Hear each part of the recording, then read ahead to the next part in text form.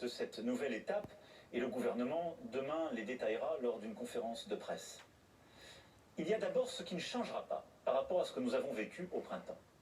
Comme au printemps, vous pourrez sortir de chez vous uniquement pour travailler, vous rendre à un rendez-vous médical, pour porter assistance à un proche, pour faire vos courses essentielles ou prendre l'air à proximité de votre domicile. C'est donc le retour de l'attestation. Comme au printemps, les réunions privées en dehors du strict noyau familial seront donc exclues. Les rassemblements publics seront interdits et vous ne pourrez pas vous déplacer d'une région à l'autre à l'exception des retours de vacances de la Toussaint. Et donc, il y aura une tolérance durant ce week-end de retour pour que chacune et chacun puisse revenir de son lieu de vacances, pour que les familles puissent s'organiser. Les commerces qui ont été définis au printemps comme non essentiels, les établissements recevant du public, notamment les bars et restaurants, seront fermés. Comme au printemps, le quoi qu'il en coûte, cette réponse économique parmi les plus protectrices du monde se poursuivra. Elle sera même plus importante qu'en mars pour nos petites entreprises fermées administrativement, avec la prise en charge jusqu'à 10 000 € par mois de leur perte en chiffre d'affaires. Les salariés et les employeurs qui ne peuvent pas travailler continueront quant à eux à bénéficier du chômage partiel. Et nous compléterons par des mesures de trésorerie pour les charges, les loyers des prochaines semaines. Et un plan spécial sera fait pour les indépendants, les commerçants, les très petites et moyennes entreprises qui, je le sais, redoutent plus que tout les prochaines semaines. Par rapport à mars-avril, nous avons, je le disais, appris et nous avons progressé. C'est pourquoi certaines règles vont évoluer. D'abord, nos enfants ne sauraient être durablement privés d'instruction, d'éducation, de contact avec le système scolaire. Trop de conséquences, trop de dégâts, en particulier pour les plus modestes. Les crèches, les écoles, les collèges et les lycées demeureront donc ouverts avec des protocoles sanitaires renforcés. Les facultés et établissements d'enseignement supérieur assureront à l'inverse des cours en ligne. Partout où c'est possible, le télétravail sera à nouveau généralisé. Mais, et c'est une seconde différence par rapport au printemps, l'activité continuera avec plus d'intensité. Ce qui veut dire que les guichets des services publics resteront ouverts, les usines, les exploitations agricoles, les bâtiments et travaux publics continueront de fonctionner, l'économie ne doit ni s'arrêter ni s'effondrer. Je vous invite donc, dans la mesure des possibilités de chacun, à participer de cet effort en travaillant, en soutenant les entreprises aussi qui, proches de chez vous, ont innové à travers des commandes à distance, la vente à emporter ou la livraison à domicile.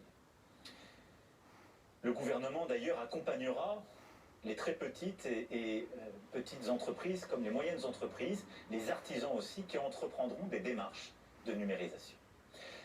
Nos frontières intérieures à l'espace européen demeureront ouvertes et sauf exception, les frontières extérieures resteront fermées. Bien évidemment, les Français de l'étranger resteront libres de regagner le territoire. Dans les ports, les aéroports, pour les déplacements internationaux, des tests rapides obligatoires seront déployés pour toutes les arrivées.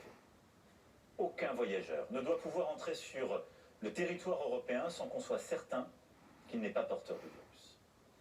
Enfin, pour éviter que ne se nouent des drames humains que nous avons vécus au printemps, où des personnes en fin de vie se retrouvent totalement isolées, les visites en maison de retraite et en EHPAD seront cette fois autorisées dans le strict respect des règles sanitaires.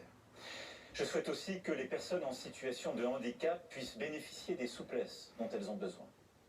Quant aux cimetières en cette période marquée par la Toussaint, ils demeureront ouverts et je veux que nous puissions continuer à enterrer dignement nos proches. Ce nouveau confinement ne réussira que par la mobilisation de tous et chacun a son rôle à jouer. Aux personnes à risque, aux plus vulnérables, aux personnes âgées de plus de 70 ans, je demande une vigilance accrue. Moins de réunions avec la famille, avec les amis, même si c'est un crève-cœur. Et le respect de la distanciation physique, y compris au domicile. Le port du masque systématique lorsqu'on se trouve à l'intérieur en présence d'une autre personne. Même un proche, même un enfant ou un petit enfant, c'est très important pour vous. Les soignants à l'hôpital jouent évidemment dans ce contexte un rôle essentiel, mais nous avons besoin des médecins de ville, des infirmiers, des pharmaciens, de tous les acteurs du médico-social, de tous les professionnels de santé de ville, pour assurer une prise en charge précoce des patients dès les premiers symptômes et pour éviter que ne se développent des formes complexes. Nous avons besoin de nos élus. Nos maires ont joué un rôle essentiel, et je les salue ici. Maires, présidents et présidentes d'intercommunalités, de métropoles, élus de terrain. Nous allons avoir besoin de vous de manière encore accrue pour proposer et aller plus loin en matière de prévention, mobiliser nos associations pour accompagner les personnes les plus isolées, les moins bien informées et assurer la bonne application des mesures prises, que ce soit auprès de nos jeunes dans le temps périscolaire ou pour accompagner les personnes les plus vulnérables ou les plus âgées. Nous avons besoin de nos forces de sécurité intérieure pour garantir l'application des mesures, de nos forces de sécurité civile pour déployer des plateformes de tests et aller au contact de la population. Nous avons aussi besoin du sens des responsabilités de chacun et de l'esprit citoyen de tous. Restez au maximum chez vous, respectez les règles. Une fois encore, je vous le dis, la réussite dépend du civisme de chacune et chacun d'entre nous. Comment cette nouvelle étape va se dérouler dans le temps? Chaque heure compte. L'ensemble de ces mesures doivent donc entrer en application au plus vite. Elles le seront dans la nuit de jeudi à vendredi. Et elles seront appliquées à minima jusqu'au 1er décembre. Dès demain, un débat suivi d'un vote se tiendra au Parlement. Dès demain, le gouvernement détaillera toutes ces mesures. Nous devons nous honorer de cette transparence et du fait que des décisions difficiles se fassent dans un cadre démocratique où toutes les oppositions peuvent s'exprimer. Dès demain également, je participerai à un Conseil européen pour coordonner les réponses sanitaires des différents pays de l'Union. Tous les 15 jours, nous ferons le point sur l'évolution de l'épidémie. Nous déciderons, le cas échéant, de mesures complémentaires.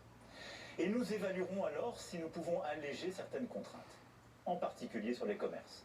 Je sais que beaucoup de commerçants espéraient ne pas fermer. Je sais que pour les commerces de centre-ville, je demande un très gros effort. Tenons-le avec beaucoup de rigueur pendant 15 jours. Si d'ici 15 jours, nous maîtrisons mieux la situation, nous pourrons alors réévaluer les choses et espérer ouvrir certains commerces, en particulier dans cette période si importante avant les fêtes de Noël. Nous verrons si nous pouvons cultiver l'espoir de célébrer en famille ce moment si précieux de Noël et des fêtes de fin d'année.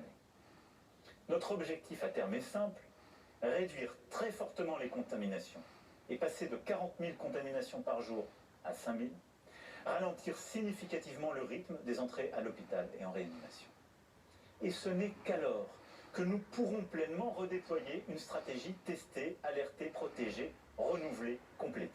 C'est pourquoi, durant ces semaines, nous allons aussi produire des efforts massifs pour mettre en place beaucoup plus de plateformes de tests à travers des innovations et une nouvelle organisation. Nous devons collectivement déployer beaucoup plus massivement l'application Tous Anti-Covid, qui sera un instrument de la sortie de cette phase de confinement. Test en 30 minutes, meilleur traçage, isolement plus efficace des personnes positives, qui est un sujet sur lequel nous devons continuer à réfléchir. Une fois le pic épidémique passé, tous ces outils doivent nous permettre demain de tenir jusqu'au vaccin à l'été, nous disent les scientifiques. Mes chers compatriotes, nous avons tous été surpris par l'accélération soudaine de l'épidémie, tous. Si je sais la lassitude et cette impression d'un jour sans fin qui tous nous gagne, nous devons, quoi qu'il arrive, rester unis et solidaires et ne pas céder au poison de la division.